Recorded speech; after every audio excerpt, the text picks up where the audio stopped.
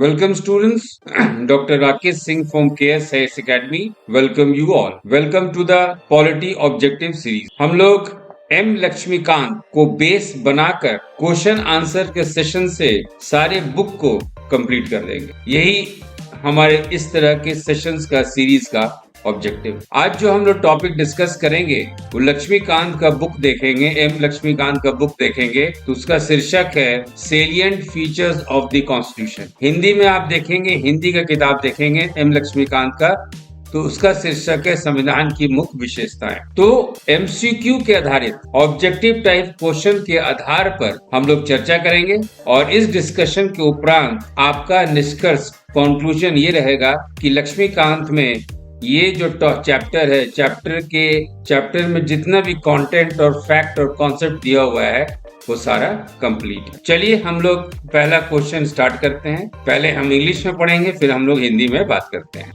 Which of the following statements about the Constitution of India are correct? Popular sovereignty and adult franchise. Popular sovereignty means popular will of the people. We the people of India have given to ourselves this constitution. Sovereign means supreme power. They don't need to have any interference from any people. Internal और external, ये supreme power मिला है। ये supreme power किसके पास है? हम भारत के लोगों के पास। We the people of India and we the people of India have adopted this constitution. और कॉन्स्टिट्यूशन क्या है? सोर्स ऑफ पावर है। सोर्स ऑफ पावर किसके लिए है? जो भी आप गवर्नमेंट मशीनरी देखते हैं, चाहे वो एग्जीक्यूटिव हो, लेजिस्लेटिव हो, पार्लियामेंट हो, चाहे वो जुडिशरी हो। So popular sovereignty is the basic feature of the constitution. Adult franchise, second word है adult franchise, means everyone who is above 18 years of age can cast their vote. जो भी 18 साल से ऊपर के लोग हैं, वयस्क हैं, वो अपना मतदान कर सकते। तो सबसे प्रमुख जो बेसिक फीचर है हमारे संविधान का, द इंडियन कॉन्स्टिट्यूशन का, वो है कि one of the pillar is sovereignty, popular sovereignty and adult franchise. So this option is correct. Second है the constitution in so far as the division of powers between the center and state is concerned is rigid. देखिए, we have in India the concept is of union. इसको पूरे भारत को हम लोग कहते हैं union, Hindi में बोलते हैं संघ, यूनियन और संघ, ठीक है। फॉर एडमिनिस्ट्रेटिव रिलेशंस ये जो है डिवीजन है स्टेट्स में। तो स्टेट्स देखा जाए, राज्य देखा जाए, जैसे बिहार राज्य हुआ, उत्तर प्रदेश राज्य हुआ, दे आर एडमिनिस्ट्रेटिव डिविजन्स, प्रशासनिक इकाई हैं ये लोग। किसका? तो पूरे भारत का, यानी यूनियन का, ठीक है। So but there is a division of work also, and because of the division of work there is a division of power between the centre and state. और वो जो शक्ति का विभाजन है केंद्र और राज्य में, वो सख्त है।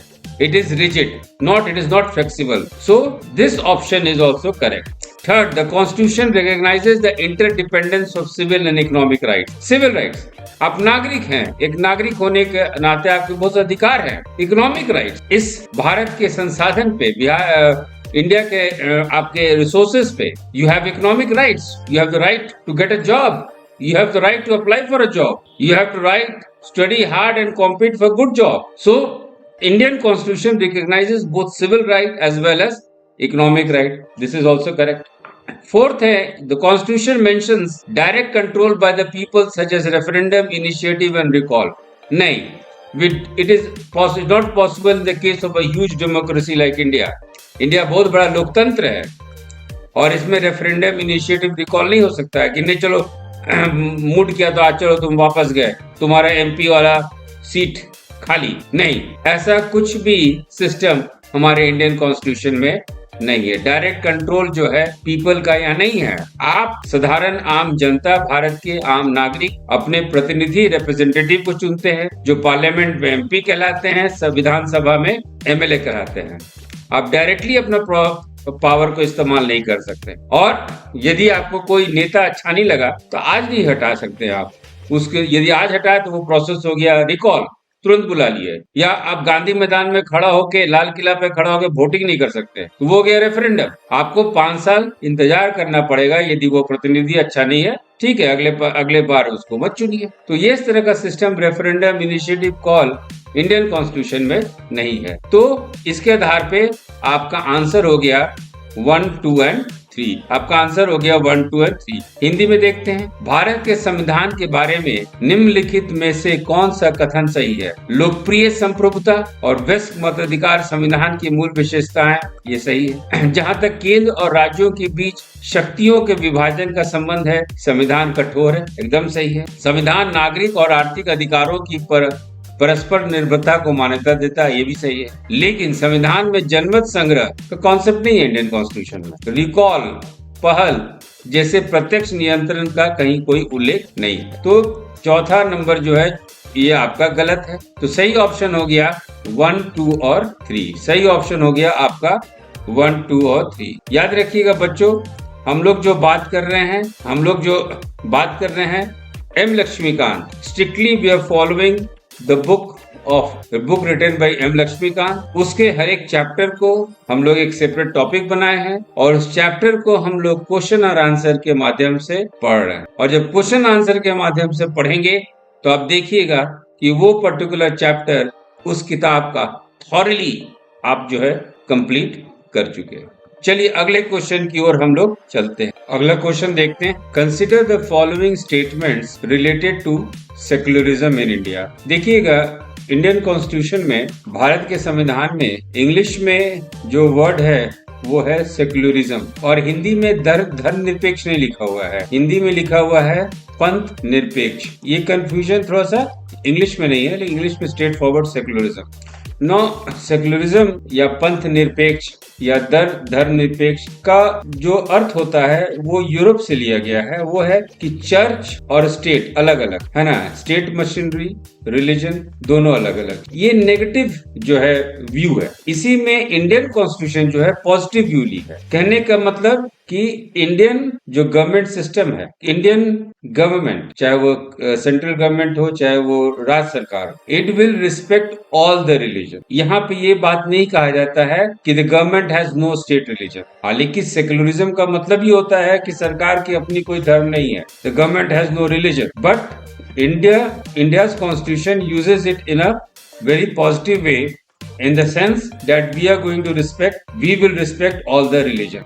तो इसी सेक्युलरिज्म कॉन्सेप्ट पे ये क्वेश्चन है, it entails strict separation of religion from politics. Yes, ये सही है। It bans party with religious affiliation from contesting elections. No.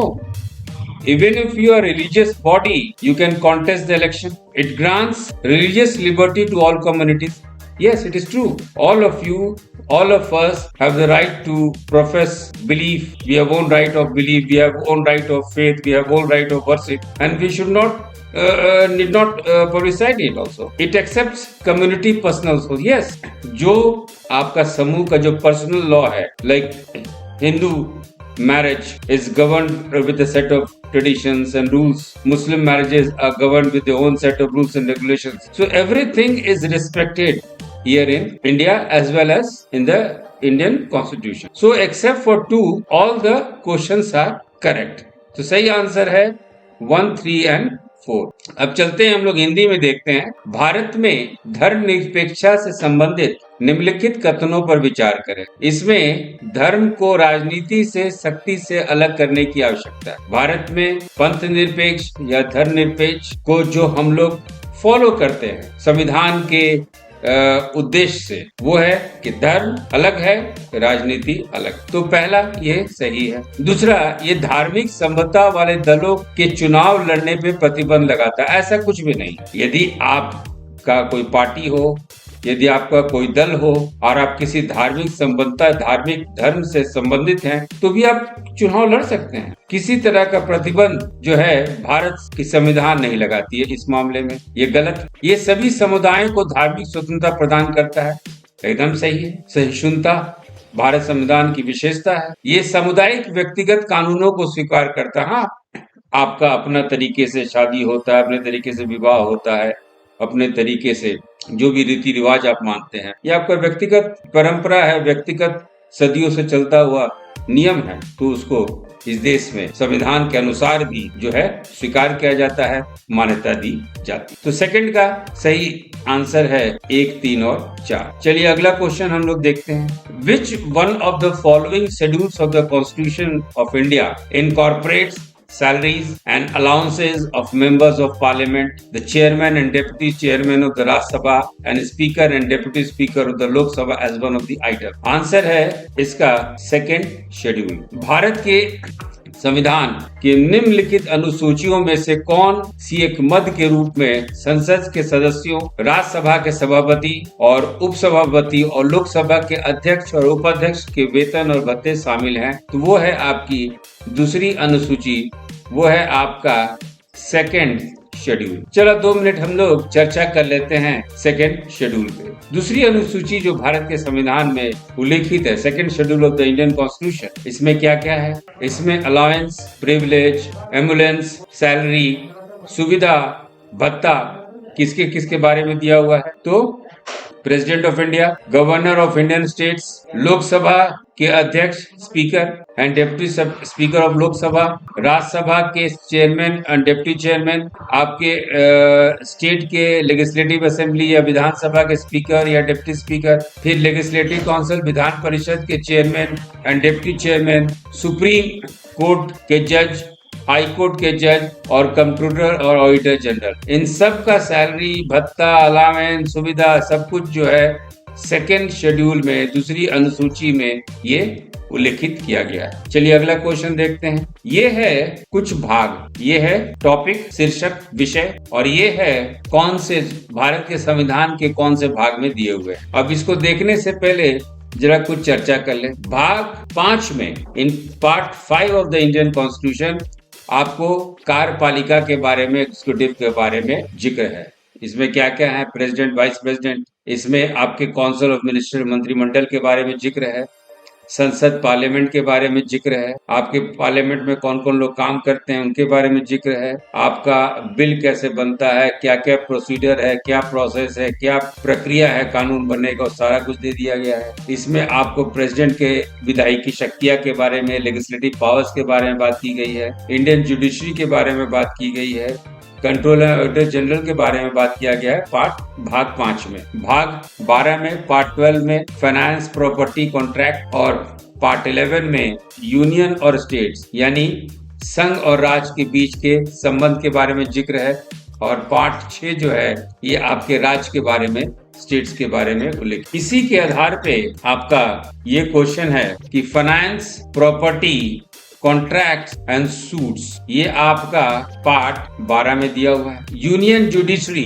Union जो जुडिशरी है ये आपका कहाँ दिया हुआ है? तो ये आपका पार्ट 5 में दिया हुआ है, भाग 5 में। Executive of states, executive of states कहाँ दिया गया है? तो ये दिया गया है भाग 6 में। Relation between the union and states, ये कहाँ दिया गया है? तो पार्ट 11 में। तो इसका बी ऑप्शन आपका सही। अगले क्वेश्चन की ओर हम लोग बढ़ते हैं। चलिए इस क्वेश्चन में देखते हैं, which of the following is not a salient feature of the constitution of India. Hindi में पढ़ते हैं, निम्नलिखित में से कौन सा भारत के संविधान की एक प्रमुख विशेषता नहीं है?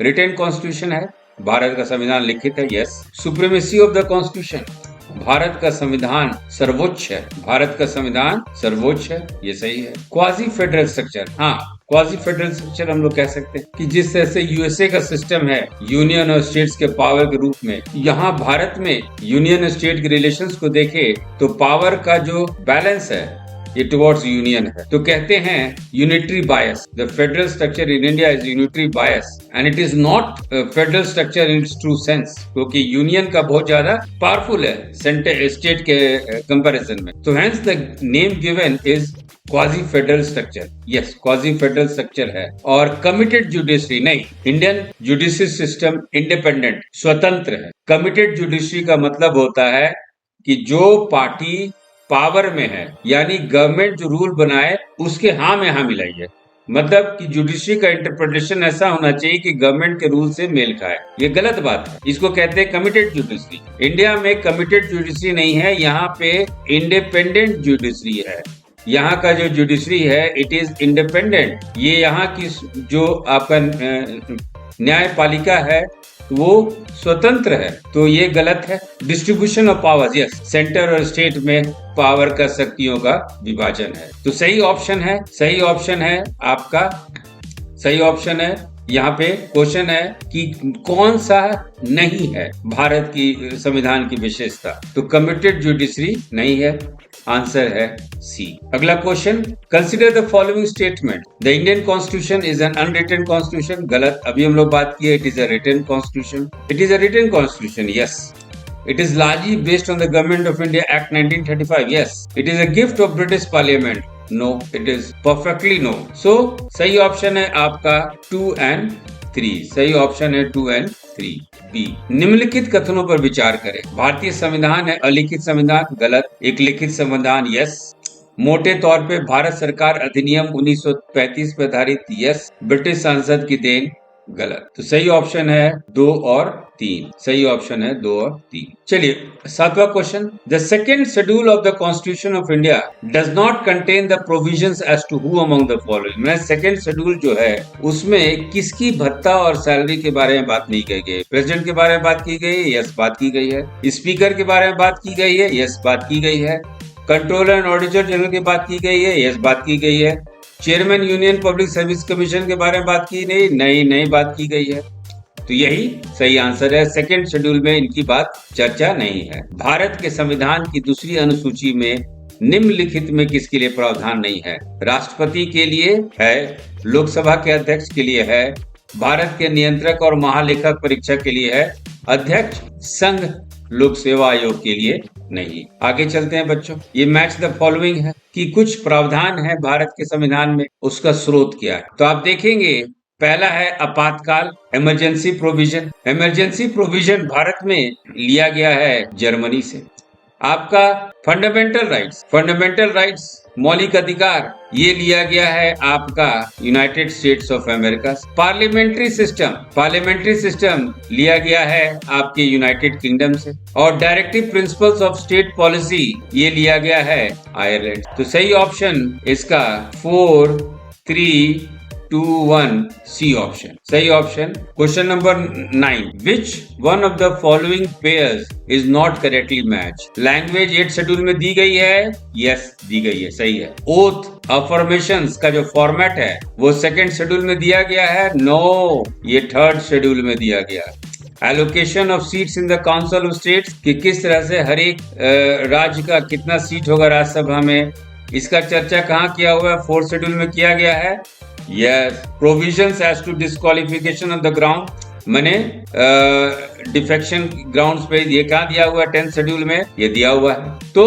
सही आंसर है आपका, ये इनकरेक्टली मैच्ड है। आगे देखते हैं हम लोग, निम्नलिखित में से कौन सा जोड़ा सही ढंग से मेल नहीं खाता? भाषाएं 8वीं अनुसूची में दिए हुए, सही है। शपथ या प्रतिज्ञान के रूप दूसरी अनुसूची, गलत है, ये होना चाहिए तीसरी। राज्य की परिषदों में सीटों का आवंटन, चौथी अनुसूची, ये ठीक है। आधार के अयोग्यता के प्रावधान बदल की 10वीं अनुसूची, ये आपका सही। चलिए अगला question, consider the following statements with reference to secularism in India. Secularism means that the state has no recognized religion of state. भाई secularism means the state has no religion. Secularism का ये meaning है, तो this is correct. Secularism means that state treats all the religions equally. Yes, all the religion has to be treated equally. All the religion has to be respected. So second is sahi. Secularism means that state regulates the relation of man with God. No, state has nothing to do. This is your personal belief. So this one is wrong. सही option है आपका 10 का 1 and 2। Hindi में पढ़ते हैं, भारत में धर्मनिरपेक्षता के संदर्भ में निम्नलिखित कथनों पर विचार करें। धर्मनिरपेक्षता का अर्थ है कि राज्य का कोई मान्यता प्राप्त धर्म नहीं है। ऑब्वियसली राज्य का कोई भी धर्म नहीं है, ये दोनों अलग अलग चीज है, लेकिन राज्य का फर्ज है कि हर एक धर्म को रिस्पेक्ट करे, आदर पहुंचाए। धर्मनिरपेक्षता का अर्थ है कि राज्य सभी धर्मों के साथ समान व्यवहार करे, ये समान व्यवहार करे और उतने ही आदर सत्कार सम्मान भी करे। धर्मनिरपेक्षता का अर्थ है कि राज्य ईश्वर के साथ मनुष्य के संबंध को नियंत्रित करता है, ये गलत। तो सही ऑप्शन है आपका बी 1 and 2, बी 1 and 2। अब चलते हैं, एक क्वेश्चन है, assertion. Not contented with merely laying down the fundamental principles of governance, the framers of the Indian Constitution followed the Government of India Act 1919 in providing matters of administrative details. ये सरासर गलत है ना। The Indian constitution जो administrative जो उसमें neat gritty बताया गया है, उल्लेखित किया गया है, वो गवर्नमेंट ऑफ इंडिया 1919 से किसी भी रूप से कहीं से भी प्रेरित नहीं है ना। लेकिन जो हमारे संविधान सभा में जो लोग बैठे हुए थे, the framers of the Indian constitution, उनको ये लगा था कि भविष्य को भी संविधान ऐसा बने कि भविष्य में भी एप्लीकेबल हो। It is the most living constitution of the world. It is applied, it is made in such a detailed way. It has tried to accommodate the changes. It has tried to accommodate the unforeseen events also. It is the most living document of the world, Indian Constitution. We are proud of our Indian Constitution. So the framers of the Indian Constitution had the apprehension that in the prevailing conditions of the country at that time, the Constitution might be subverted unless the form of administration was also included. ये सही है। So 11 का A is false but R is true. अब देखते हैं question number 12. Which one of the following statement correctly describe the 7th schedule of the Constitution of India? See, the 7th schedule of the Constitution of India, it talks about the distribution of powers between the union and states. निम्नलिखित में से कौन सा कथन भारत के संविधान की 7वीं अनुसूची का सही वर्णन करता है? ये जो है संघ और राज्यों के बीच शक्तियों के वितरण की सूचीबद्ध करता है। तो सही ऑप्शन है आपका सी। क्वेश्चन नंबर 12 का सही ऑप्शन है सी। जरा हम लोग इस पे डिस्कस कर लेते हैं। देखिए, भारत में यूनियन और स्टेट, मतलब यूनियन कहें पूरा भारत और स्टेट कहें मतलब इस तरह से डिवीजन। तो इस यूनियन, इस परिधि और स्टेट के बीच में बहुत सारे पावर्स का काम का वितरण है, डिवीजन। खास करके इस बात की चर्चा हम लोग को अनुच्छेद आर्टिकल 245 और 246 में मिलता है। इसके साथ साथ जो संविधान का 7वीं अनुसूची है, the 7th schedule of the constitution of India, ये क्या करती है? डिफाइन करती है पावर्स और फंक्शंस। किसके किसके बीच में? यूनियन और स्टेट के बीच में। पावर को भी, शक्ति को भी डिफाइन करती है, फंक्शंस को भी डिफाइन करती है, और दोनों का अलग अलग करके ये 3 तरीके का लिस्ट निकालती है। एक होता है यूनियन लिस्ट, जिसको हम लोग संघ सूची कहते हैं। एक होता है आपका स्टेट लिस्ट, तीसरा होता है आपका कॉन्करेंट लिस्ट। तो यूनियन लिस्ट, स्टेट लिस्ट, केंद्र सूची, राज्य सूची, समवर्ती सूची, ये सारा चीज जो है आपके 7th शेड्यूल में दिया हुआ है। Question number 13, consider the following statements. The salient features of the Indian constitution provide for single citizenship. Yes, you are not a citizen of Uttar Pradesh, you are not a citizen of Rajasthan, you are a citizen of India. There is a single citizenship. Strictly federal form of government? No, we are quasi-federal with a unitary bias. जो शक्तियां हैं संघ के तरफ ज्यादा झुकी हैं। Unique blend of rigidity and flexibility. Yes, Indian constitution is eight sometimes very rigid. आपको 2/3 बहुमत से ही बदलाव लाना है, संशोधन लाना है, लेकिन कहीं कहीं समान कानून की तरह भी आप बदलाव ला सकते हैं। तो नरम भी है और कठोर भी है। It is rigid also and it is flexible also. So 13 का सही ऑप्शन है 1 and 3। हिंदी में पढ़ते हैं। निम्नलिखित कथनों पर विचार कीजिए। भारतीय संविधान की मुख्य विशेषताएं प्रदान करती है पूरे भारत के लिए एकल नागरिकता। एकदम सही है। सरकार का सख्त संघीय रूप नहीं, कठोरता और लचीलेपन का अनूठा मिशन। ये सही है। तो सही ऑप्शन है आपका 1 और 3। आइए जरा मैच द फॉलोइंग करें, और इसमें हम लोग देखते हैं कि 9th शेड्यूल में 9वीं अनुसूची में क्या दिया हुआ भाई। तो 9वीं अनुसूची में भूमि सुधार से जो है लेजिस्लेशन दिया हुआ है, कानून दिया हुआ है। 9th schedule.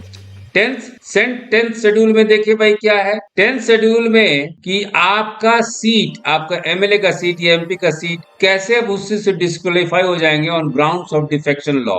दल बदल कानून के आधार पे आप कैसे, आपका सीट खत्म हो जाएगा एमएलए का या एमपी का, जिसका भी। ये बातें की गई हैं 10th शेड्यूल में। 11th शेड्यूल है। 11th शेड्यूल में पंचायती राज के संस्था के बारे में जिक्र किया गया है। और 6th शेड्यूल में बातें की गई हैं एडमिनिस्ट्रेशन ऑफ ट्राइबल एरियाज, अनुसूचित क्षेत्र, ट्राइबल एरियाज का प्रशासन कैसा होगा, ये सारे बातें 6th शेड्यूल में डील की गई। तो इसका ऑप्शन है सही ऑप्शन बी 251।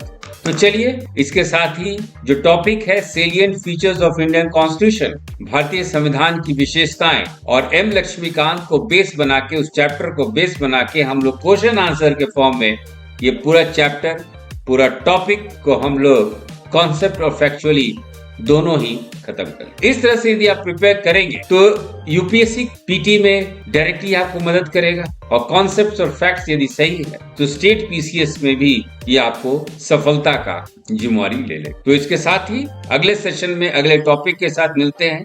तब तक all the best for your exam.